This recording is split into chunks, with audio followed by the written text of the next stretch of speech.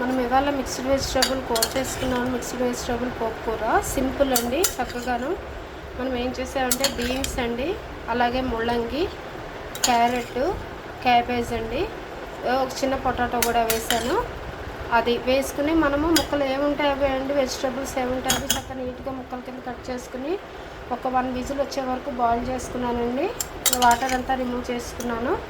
ఇప్పుడు ఇందులో కొంచెం మనం సాల్ట్ యాడ్ చేసుకుందాము. ఇదిలా పక్కన ఉంచుకుందామండి. లోపల మూకుడు పెట్టుకుందాము. మూకుడులో మనం ఏం చేయాలంటే కొంచెం మినపప్పు అండి, ఆయిల్ పెట్టుకున్నాను, 1 స్పూన్ ఆయిల్. అందులో కొంచెం మినపప్పు, అలాగే కొంచెం ఆవాలండి, 1 పావు స్పూన్ ఆవాలు, 1 పావు స్పూన్ మినపప్పు, 1 పావు స్పూన్ జీలకర్ర అండి వేగనివ్వాలి. చూస్తారు కదండి, పోపు వేగుతుంది. లోపల ఒక 2 గార్లిక్ని క్రంచ్ చేసుకుని ఉంచుకోవాలి, అదే దంచుకుని ఉంచుకోవాలండి చిన్నది. అది కూడా ఇందులో వేసేసుకుందాము.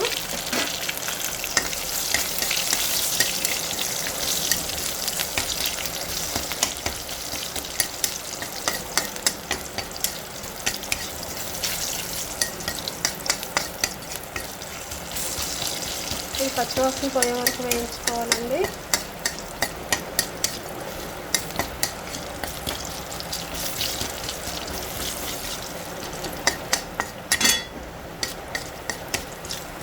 యాక్చువల్గా వెజిటేబుల్స్ ఇది గార్లిక్ మనకి కొవ్వు కరగడానికి దానికి బాగా పనిచేస్తుందండి.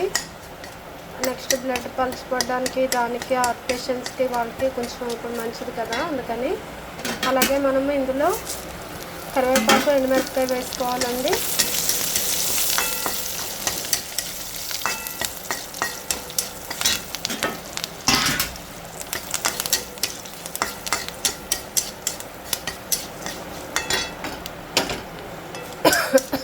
చూస్తారు కదా, అయిపోయింది. ఇప్పుడు బాయిల్ చేసుకుని వెజిటేబుల్స్ ఇందులో వేసుకుంటాము.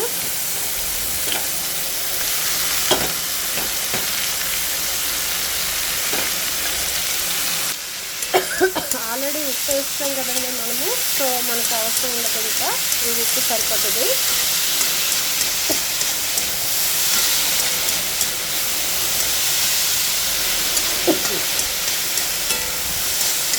పోపు వాసన పట్టే వరకు ఒకసారి వేయించుకోవాలండి.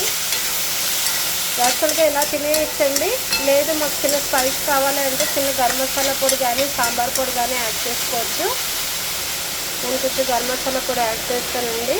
పిల్లలు పెద్దవాళ్ళు కొంచెం ఫ్లేవర్ ఇష్టపడతారు కదా, అందుకని. చూస్తారు కదండి, ఒక 1/2 స్పూను గరం మసాలా పొడి వేస్తాను. వేసుకుని మనం కలిపేసుకోవడమేనండి. చూస్తారు కదా, అమ్మీగా మంచి గుమగుమలాడిపోయే